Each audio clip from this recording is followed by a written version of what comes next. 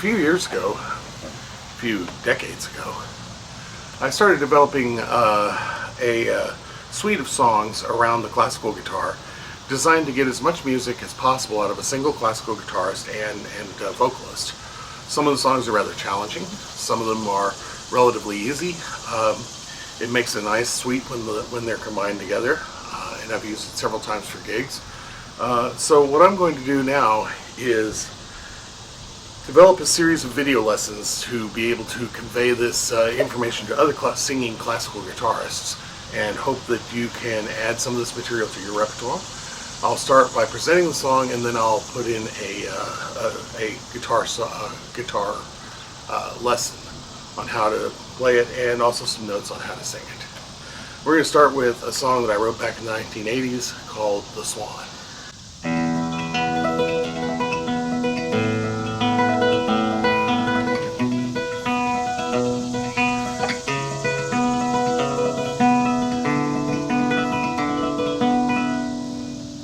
It's time to float away from the madness of artificial expectation.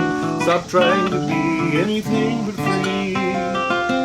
There's no limit to any vision, only a limited time to achieve it. It's time to spread my wings and time to become the swan. Floats away like a dream, never needing to represent anything larger than itself. Penetrate the dream sequence with all its symbols and hidden meanings, and the terror and hope and yearning to fly away. After so many years of dreaming of one awakening after another, I'm finally awake to find I've become the swan. Floats away like a dream, never needing to represent anything larger than itself. And then the illusion just melts away, just being human, never knowing where to begin, never even trying to lift above the day-to-day and become what I know I can. All I really need for it is time. Melts away like a dream, always seeming to signify something larger than itself.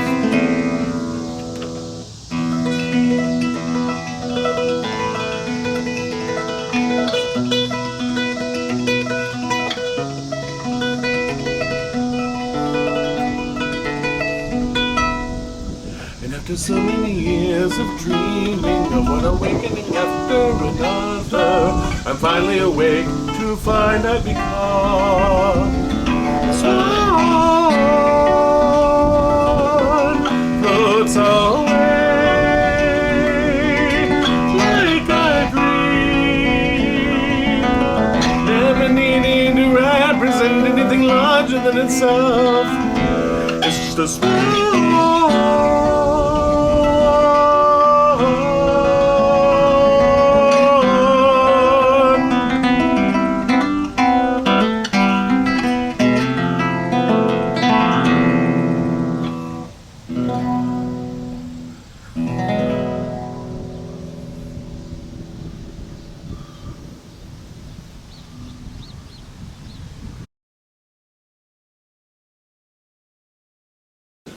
A couple of notes on how to sing The Swan. It's a song that for males is going to be fairly challenging because it's very high, and it'll ride back and forth across the break between your falsetto and your chest voice. And the simple answer to that is to not have a break.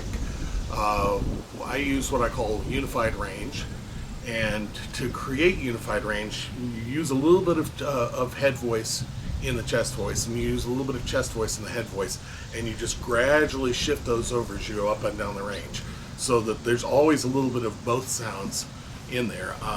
So An exercise that I use to unify my range is to simply gliss from the bottom of my range to the top, like this.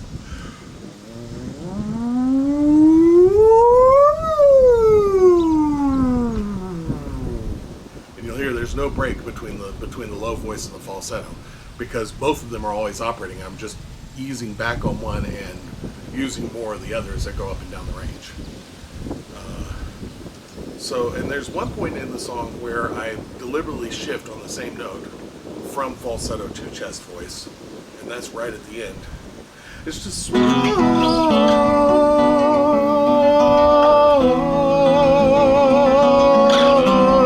So Swan. I start that note in falsetto, but transition it to chest voice. So I can make a nice transition on down to the next several notes. So that's one note on singing it. I'm going to reposition the camera and do some guitar lessons on how to play this one.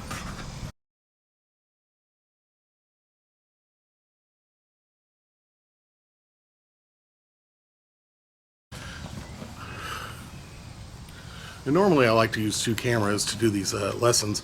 Unfortunately, one of my cameras is down, so we're just going to have to make do with one. The Swan has some very long finger stretches in it. It starts with a simple arpeggiation with a run up the bass line against a regular arpeggiation, and so that starts with the barring the D and G strings at the 9th fret and the B and E strings at the 12th fret, and then I'll use the open E string. It's a very simple finger picking pattern. Thumb, first finger, middle finger, ring finger, middle finger, first finger, back to the thumb.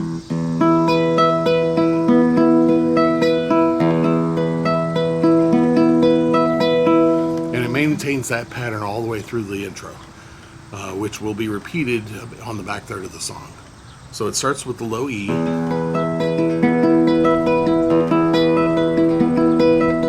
it moves to the open A string.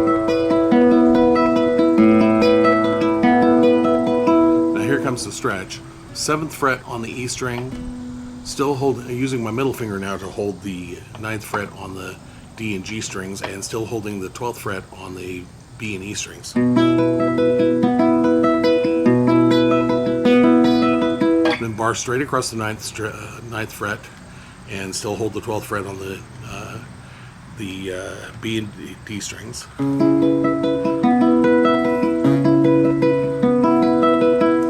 Take it up one more half step on the E string,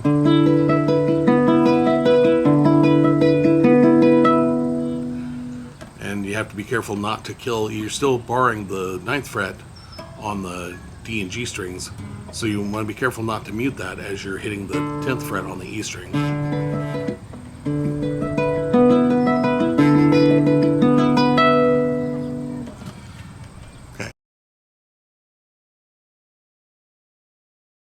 Now, we're going to talk about the verse structure. There's a little figure that happens all the way through the song in several different fret positions, and it's based on a bar chord, starting with an E bar chord, with the barring the 7th fret, and then the D, G, and B strings on the 9th fret, and then I'm going to do a little hammer-on. So I'm only playing those 4 strings, and I'm doing a hammer-on up to the 10th fret on the B string, and then I'm just opening it up to the barred 9th fret, and then I'm playing the A string and the E string.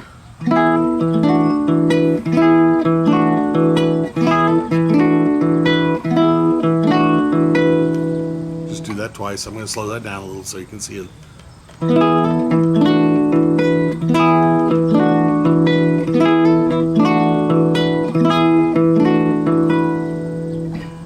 then I'm going to come down here and do it on the D chord, this exact same pattern. And And then I'm going to do something similar on an F chord here. And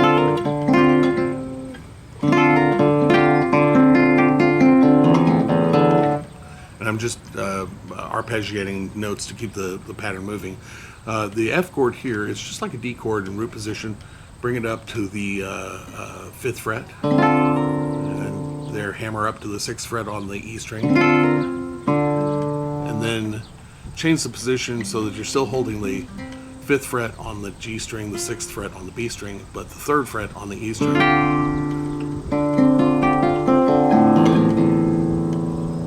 And I'm just doing that to give it a rhythm. So.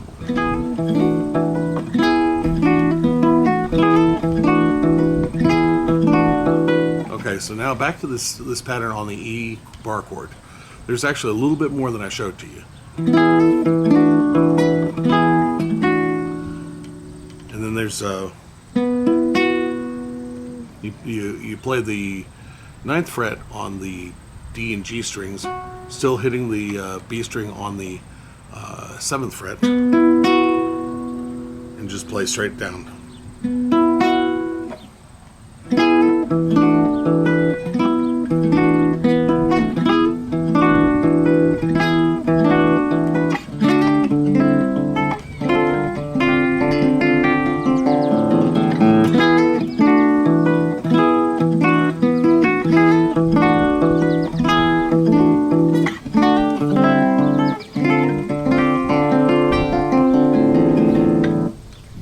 Okay, so that's the verse structure, and that'll happen a few times in the song. Now I'm going to show you the chorus structure.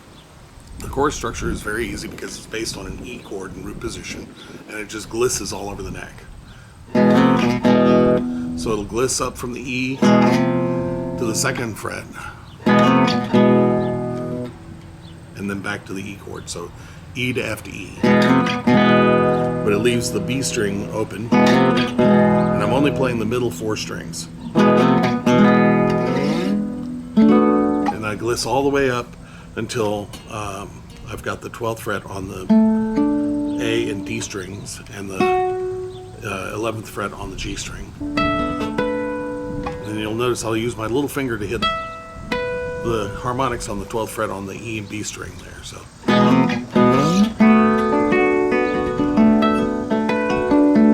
Slow that finger picking pattern down because I've never really analyzed it, and I don't intellectually know what I'm doing. I'm just kind of doing it, but I'll slow it down so that you can see it and maybe intellectualize it.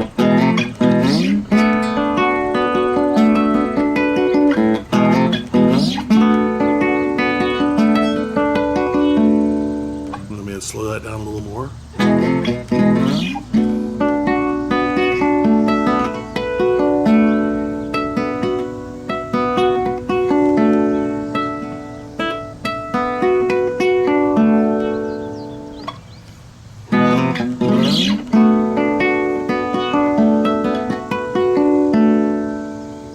So it'll do that little pattern twice. And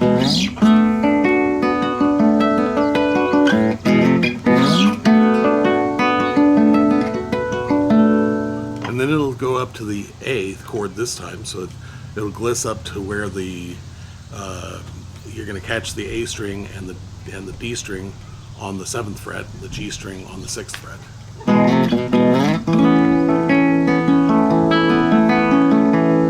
Very similar picking pattern.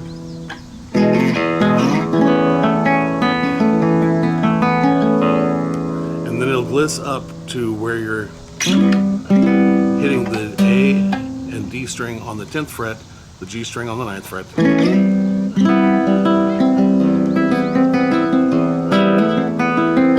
And the hammer up to the 12th fret on the A string.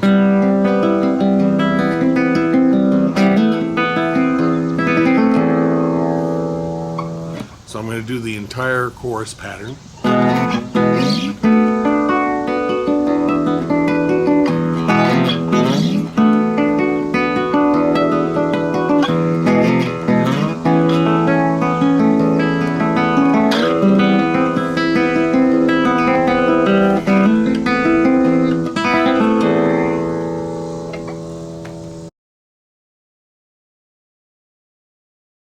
And then it goes back to do the second verse.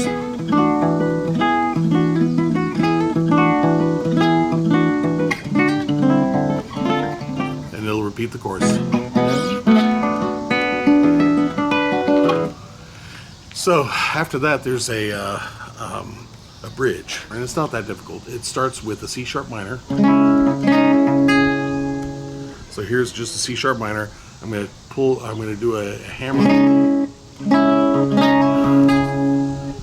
Pull the second finger off of the 5th fret of the B string and hammer it back on. And then this is a pattern that you've seen before, but now this time I'm using it on a B major chord. Slow that down. And then just hang on to this bar.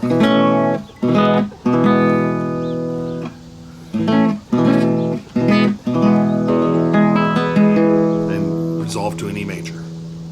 Then I'm going to come up here and do the same thing on an E minor and a D. Now at this next section of the bridge, I'm using a lot of open strings, so I'm only playing the middle 2 strings, the D and G strings, first on the 7th and 5th frets respectively, then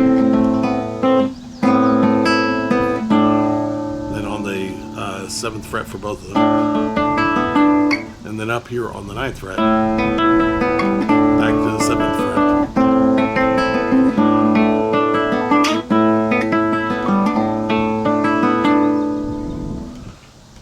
I'll end with this little F. That's the entire bridge. So I'm going to slow down the picking pattern here.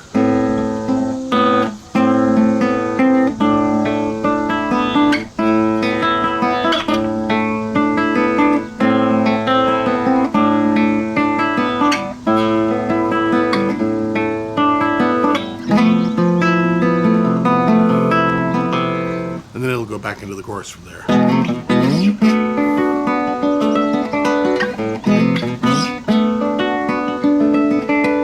Okay, so I'm going to play the entire bridge structure as slowly as I can, as slowly as I can manage to.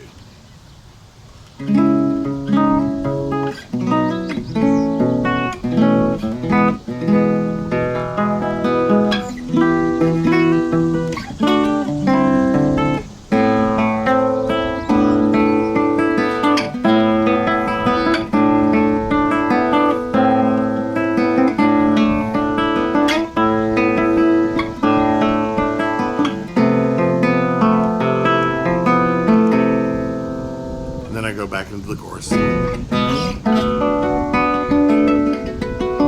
actually that chorus is part of the bridge lyrically, but it's played the same as the chorus.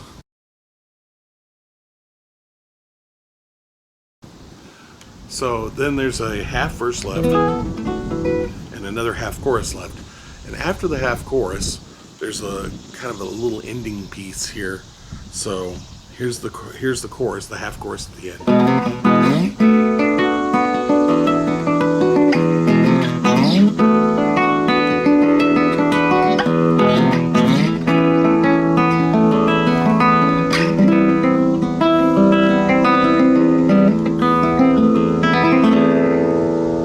Here's the ending piece. So it's going to do this little gliss up to the F and back to the E. And then all the way up to here. But then it's going to go directly to the A. And then it's going to go up to the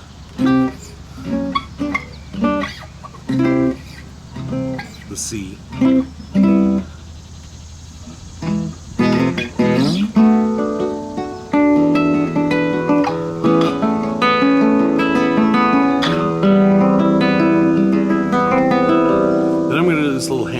On the D string first and then on the A string.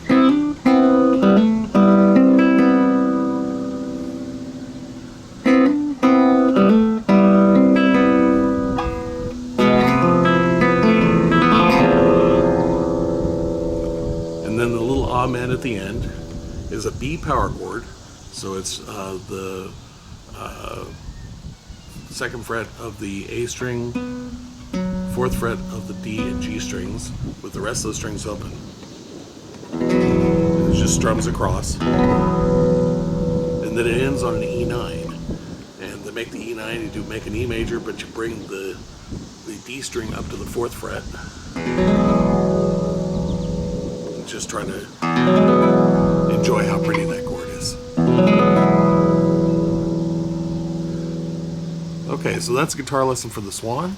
Let me see if I may have had my hand out of the screen there for that last chord. It's just E major. Bring the little finger up to the fourth fret of the D string.